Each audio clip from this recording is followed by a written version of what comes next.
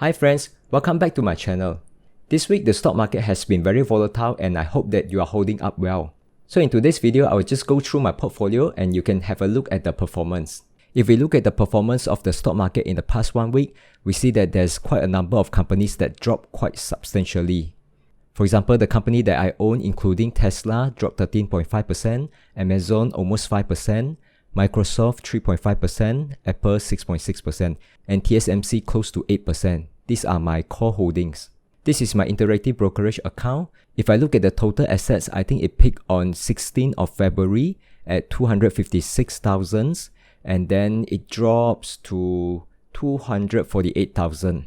The change is 7,500, but bear in mind that I have deposited twice in this month, 4,000 on 24th of February and then another 10,000 on 26th of February. So here 4,000, 10,000, adding up with 7,500. So in total, I have lost about $21,500 in the past 2 weeks. Let's take a look at the price chart. Before we start, I want to introduce this measure. It's called Drawdown. What it basically calculates is what is the change of the stock price compared to the previous high. So how to enable this drawdown in the trading view is that first you go to the indicators and then you type drawdown and you choose this one, drawdown, and then it will pop up these windows and you can go to the setting and basically you only need the first one and then you can choose from high to low.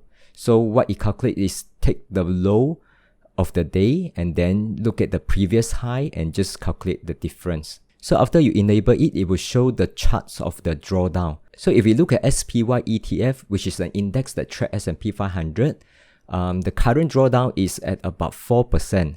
What it means is that from the high to the low here, it is about 4%. So the current maximum drawdown experienced by S&P 500 is actually not so significant. As you can see, the drawdown happened in September and also October. Last year is even higher than the current drawdown. And if you look at the maximum drawdown experienced during the COVID crisis in March 2020, it was around 35%. So a lot higher than the current drawdown. Let's look at the QQQ ETF, which tracks the Nasdaq 100 index. The current drawdown is at 8%, which is higher than the SPY. So the maximum drawdown of 8% is actually not very big compared to the previous drawdown. For example, in March 2020, the maximum drawdown is around 30%. So I believe some of you have invested in the ARK ETF, which experienced much larger drawdown. Let's take a look at the chart. So for ARK ETF, the maximum drawdown is currently more than 20%. And this drawdown is actually higher than the drawdown experienced in September and November last year. But it is still much smaller than the drawdown experienced in March last year, which is at about 45%. But when we look at the chart, I would suggest that don't just look at the past 1 year, you should actually look at the historical as well. So if you look at the ARK ETF,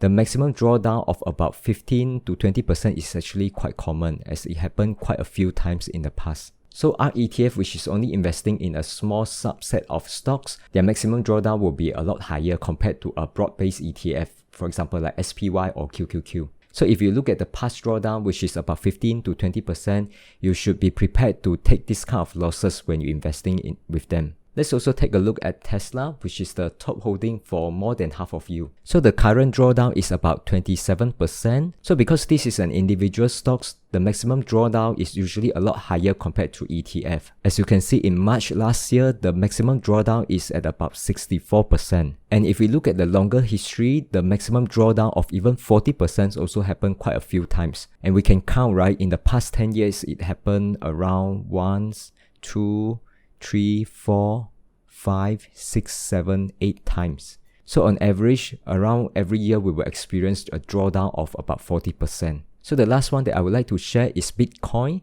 The current drawdown is at about 25%. I think the flash crash in February, this is just a glitch, you can ignore it. And what I want to show you here is that Bitcoin is a very volatile asset class and experienced very huge drawdown in the past. For example, when Bitcoin peaked around June of 2019 and crashed in March, you can see that the drawdown is actually more than 80%.